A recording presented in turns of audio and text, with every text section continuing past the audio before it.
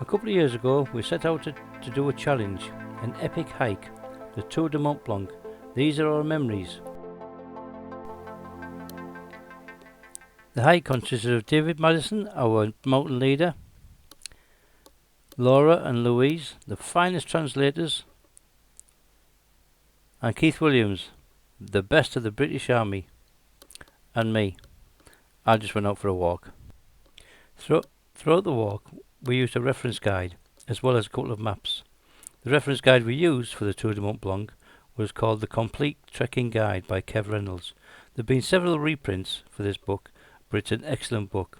The book gives you a good overview of maps and is set out to do the walk in 11 stages with upper and lower routes. The different routes are for different people's abilities and of course weather, because the weather can change in a matter of minutes.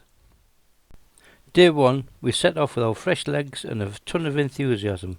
The official start was the archway with the Tour de Mont Blanc route board. We took the cable car to the start, enjoying the views and the nice sunny weather. It was gorgeous. We didn't know it then, but this gorgeous weather was going to change.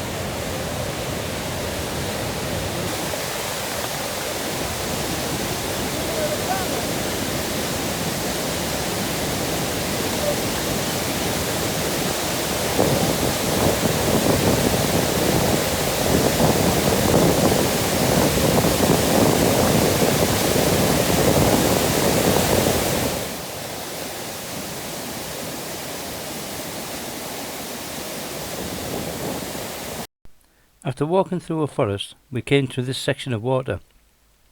The bridge was a bit wobbly and had a few boards missing here and there.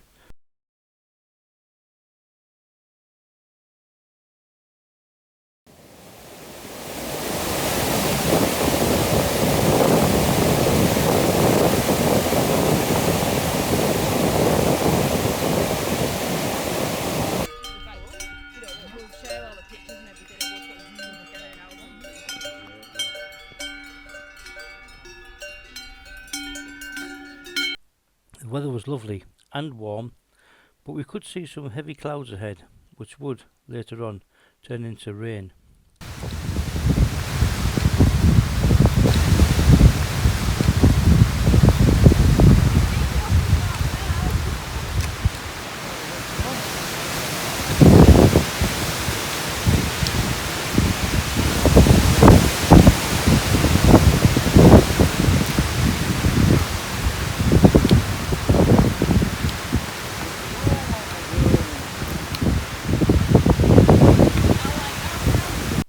This wind and rain would stay with us, unfortunately, for the rest of the day as we descended down the hills to our first mountain hut in Des Contamines.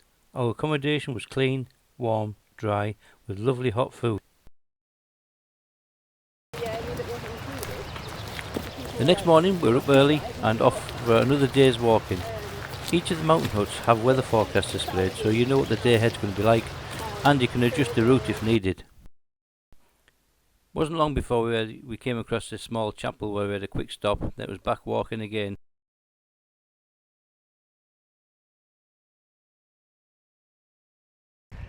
This is day 2 coming off the Bonham, heading down the valley, and the scenery is absolutely stunning. You just keep taking your breath away. Absolutely fantastic. The only thing is, the video and the photographs just don't give it any justice really, but it's absolutely stunning.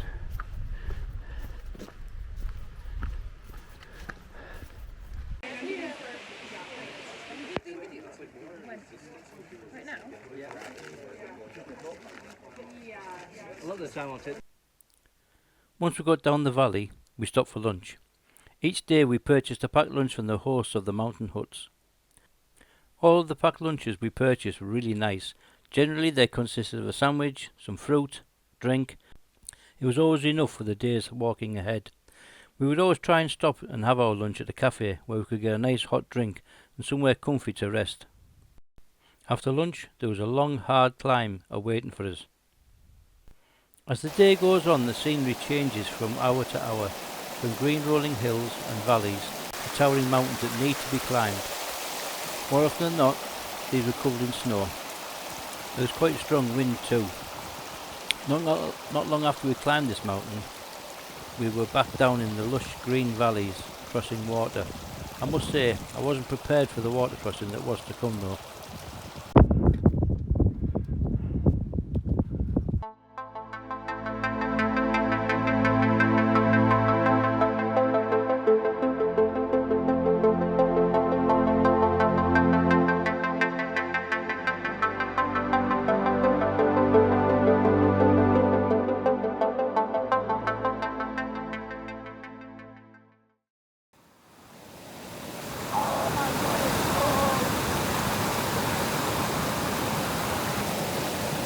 Oh shit!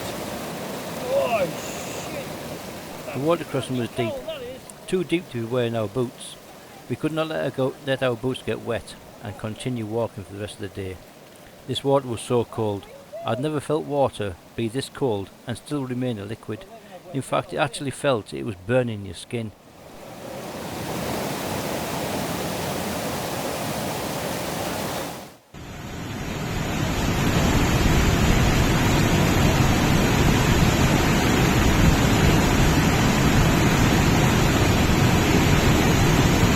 You can do it! You're nearly there! You're nearly there!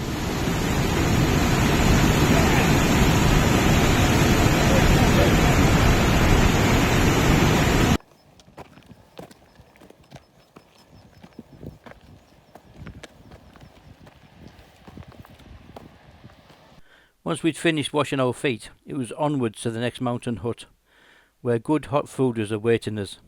And on this occasion, we actually had some local entertainment too. I think the verse is wrong.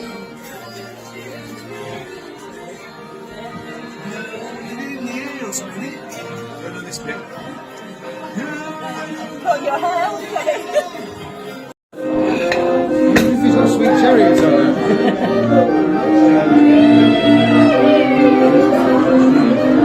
I don't talk every time we stop, because then it'll get the might get the moves gone, but I doubt it. Can I stop now? If you want to, yeah. The next morning, Keith did his warm-up exercises before setting off on another day's hiking. The rest of us, we abstained from this ritual. 65. Well, that's where we're going, chaps. Down there somewhere. I've got a path running all the way around there and all the way down there to the river. The day started off with a downhill hike. Although downhill, it was hard on the knees. There was quite a lot of traversing too, which was tough on the ankles.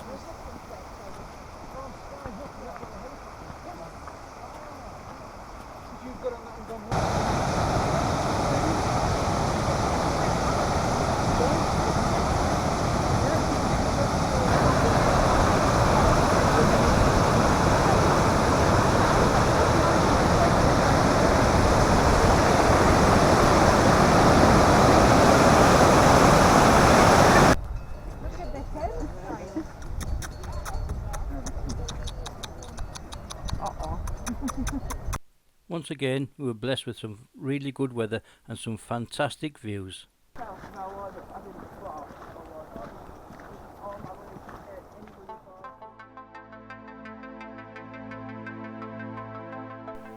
We stopped here for a break. This is where we said goodbye to France and hello to Italy.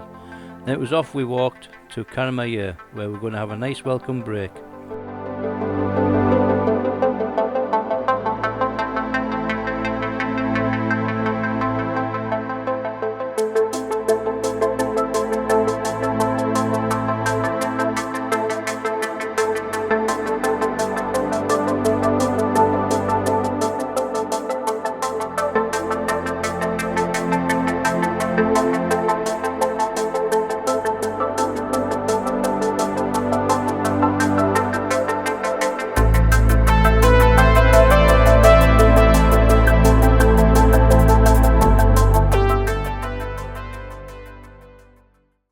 So this is the Airbnb we're staying at Chamonix, and I'll just flick the camera around just so you can see what the view we have.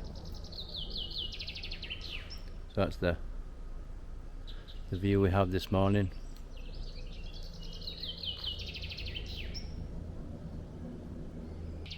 Plus our washing. Yeah, it's been a nice couple of days walking, but nice rest day today. Get some washing done, rest our tired legs, and then off again tomorrow. Kate's gone out shopping for breakfast tomorrow, and the girls have gone to explore Chamonix. David, Diane, Alison and myself are going to go out and look at some shops, because that's what we like to do. So nice rest day, potter about, probably find a bar and have a beer. After a few beers in Chamonix and a good night's sleep, it was up early and off we go again. Quite a steep climb for quite a while.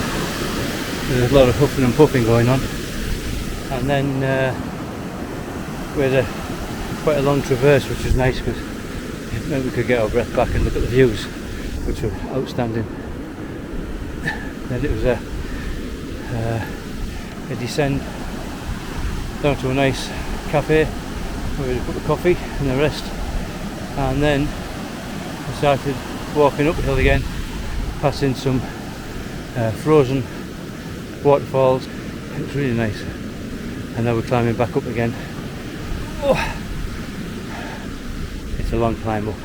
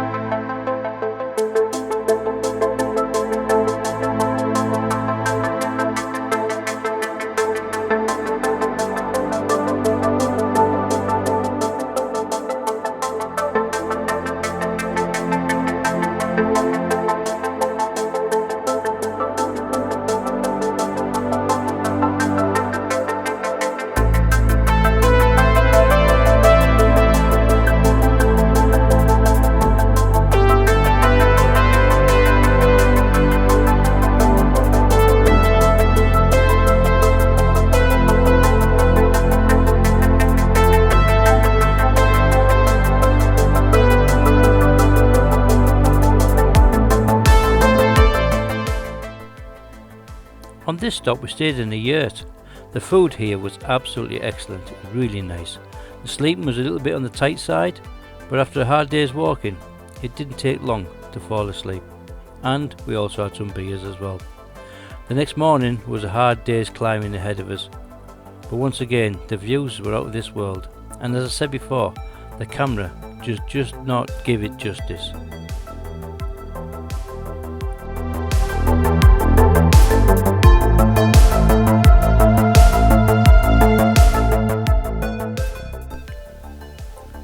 There were several large ascents after leaving the yurt, with a fair share of snow waiting for us. This snow was quite deep, and there was a lot of traversing to do. This is where we really needed our walking poles, and once again we were blessed with good weather. I'd hate to think what it would be like up here in bad weather.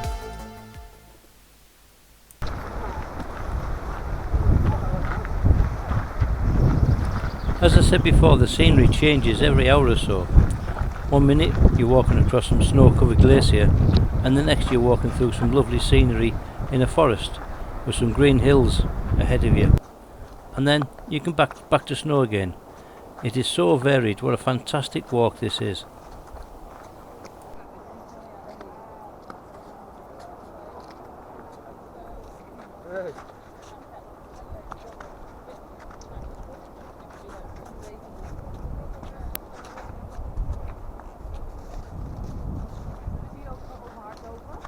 Ja, ik denk dat ze hier al druk zijn.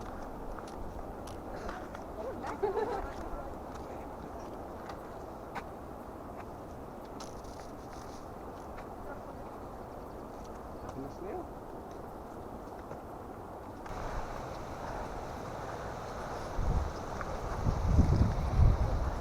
Ja, weet ik veel hoor. Serieus. Die fijne manier.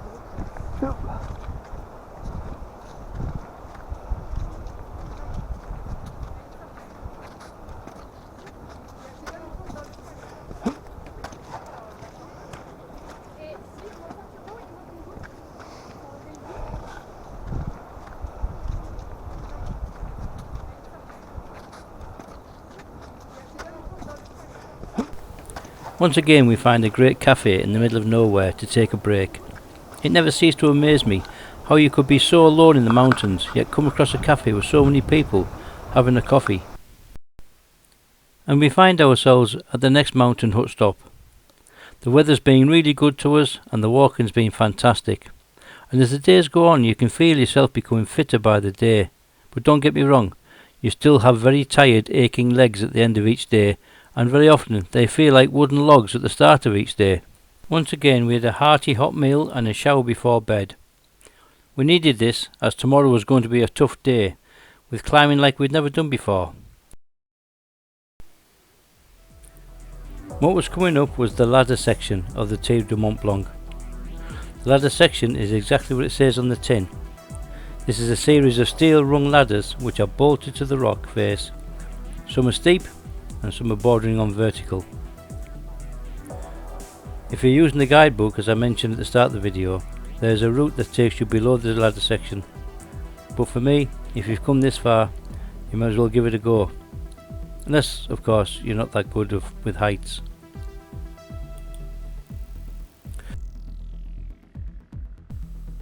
On occasion there are some metal steps instead of ladders, and a piece of rope to stop you from falling over the edge. A good sure footing is required, hence why the camera is actually clipped to my backpack. On occasions it does feel like you could do with a rope to clip onto. The day we did the ladder section we had low cloud, which on one hand was good because you couldn't see the drop below. On the other hand, it wasn't a great view. The low cloud and dampness made the ladders somewhat wet and very slippy, but just added to the excitement. I did take quite a lot of video footage of this section. However, I had to remove the sound as it was just a lot of heavy breathing.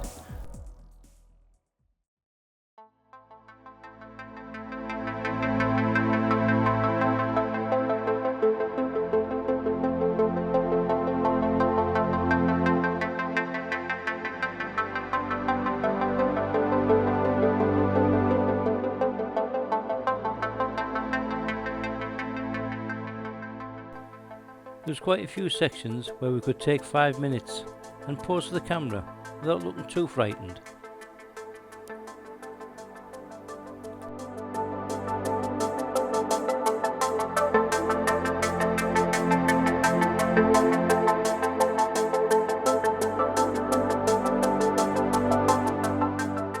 These guys seem to get about okay. At the end of the day's climbing, it was home to another mountain hut with a shower and a nice hot dinner. I think it's time I got these shorts washed though. Gripping the ladders really does take its toll on the hands. The next morning we were up early as it was our last day as we headed back. Once again we were blessed with really nice weather and changeable views, from green meadows with long winding tracks to climbing in the ice and snow.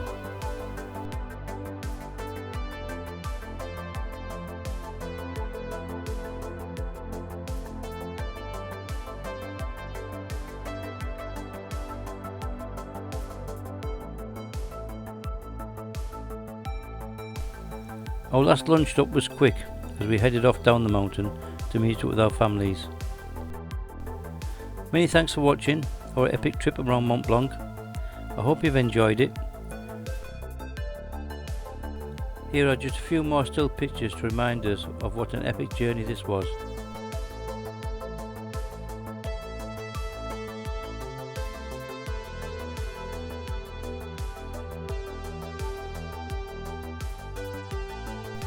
Please subscribe to our channel and we'll see you on the next one.